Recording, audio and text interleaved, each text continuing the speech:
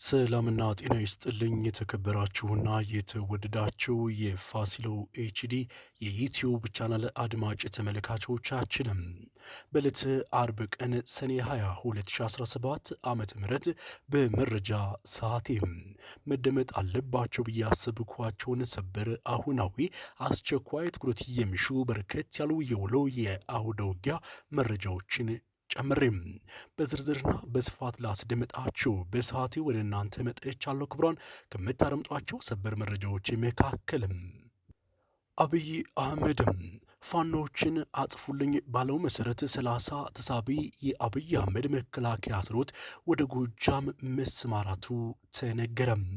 በዛሬው ዕለት በጎጃም በብዛት ከተሞች ላይ በከባድ መሳሪያ የታገዘ ውጊያም ተጀምሯል። የራስ ቢትወደድ መንገሻ ትኬም ሶስተኛ ክፍለ ጦር አረንዞ ዳሞት ብርጌድ አጀብ ያስባሉ ጀብዶችን በጅጋ ከተማ ፈጽሟል። የኢትዮጵያና የኤርትራ ጦርነት ለመግባት ጫፍ ስለመድረሳቸው ጭምር መረጃዎችም እየተሰሙ ይገኛሉ።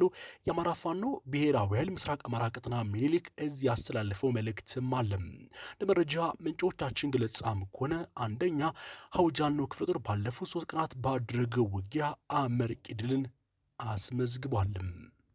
ውድና የተከበራችሁ የፋሲሎ ኤችዲ የዩቲዩብ ቻናል አድማጭ ተመልካቾች በመረጃ ሰዓቴ እነዚህንና ሌሎች መሰል መረጃዎችን ታደምጣላችሁ። በቀዳሚነትም የአውደ ውጊያ መረጃ ምስራቅ አማራ ኮር አንድ ሀውጃኖ ክፍለ ጦር ባለፉት 3 ቀናት እያደረጉት ባለው ብርቱ ትንቅንቅ ታላቅ ተጋድሎችን ማድረጋቸውና ድሎችን ማስመዝገባቸው ተነገረ።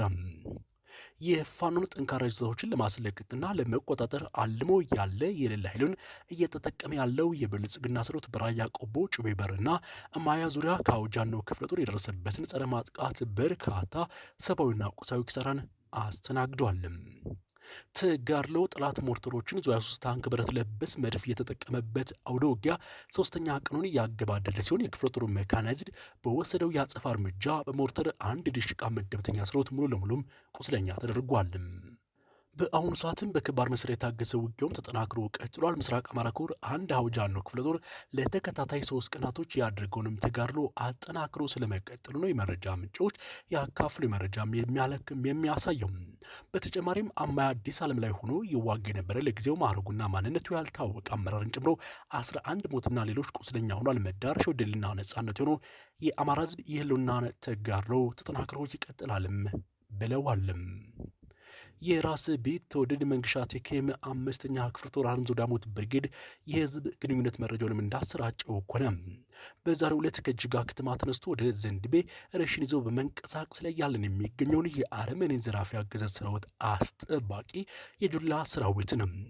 በነበልባሎቹ የጅጋ ሻለቃ አባላት በዘመቻ መሪ 10 አለቃ ይታይ በምክትል ዘመቻ መሪ አርበኛ ግርማ ጥላውን በተመራ ልዩ ኦፕሬሽንም ጠላትን ዶግ አመድ ተደርጎ ወደ መጣበት አቅጣጫ በመንቀሳቀስ ተመልሶ ወጥቷል። በዚህም ልዩ ኦፕሬሽን የቆሰለ 9 የተገደለ 14 የተማረከ ክላሽም 217 የተማረከ ብሬን 100 ሆኗል።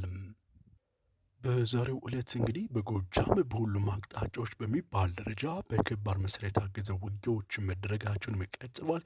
የአብይ አህመድ ሰራዊት ጋር እየተፋለመ እየተቀጠቀጠም ይገኛል። እስካሁን ባለው ሁኔታም አረመኔው የአብይ አህመድ ሰራዊትም የህዝባችን የክብሩ መደናገርን ተከትለው በርካታ የጠላት ጦርም ዘመናዊ መሳሪያዎችን እስከ መጨረሻው የወታደራዊ ማሰልጠኛ ሳይንስ ከደረሱ ሀገራት ልዩ ልኮ ያሰለጠናቸውን አዋጊዎች ድረስ እየተማረኩም ይገኛሉ። ከጎንደር በኩል 30 ተሳቢ የአረመኔው የአብይ አህመድ ሰራዊት ባህር ዳር ገብቶ ወደ ሰሜን ጎጃም እያመራም ይገኛል። ከሁሉ መስመር ከዚህ ከፍ ያለ ቁጥር ያለው የአረመኔ ሰራዊትም መካነ ሰላም አልፏል። ከወለጋ አንድ ኮር ወደ ጎጃም በመሻገር ላይ ይገኛል። በጎጃም ቀጠና የሚንቀሳቀሰውን የፋኖን ኃይል ማዳከም ጠላትን አዲስና አስቸኳይ እቅድ ሆኗል። ሌሊት 10 ሰዓት ጀምሮ 2ኛ ክፍለ ጦር ብቻ በአርጤ ሞጣ ከተማ በዋሽራ ፍለቅልቅ ከሞጣ በእስቴ መስመር በአስተሪው ግንባሮችም ከፍተኛ ውጊያም ተጀምሯል። በዚህም ቀጠና እንደ መረጃ ምንጮቻችን ገለጻ ግዢው የዘር ወርቅ ሆኖ አስመልቶም ዘመቻ የከፈተው አርመኔው አገዛዝ በእርሻ ላይ ያሉ አርሶ አደሮችን በመድፍና በሌሎች ጅምላ ጭራሽ መሳሪያዎች እየጨፈጨፈ ይገኛል።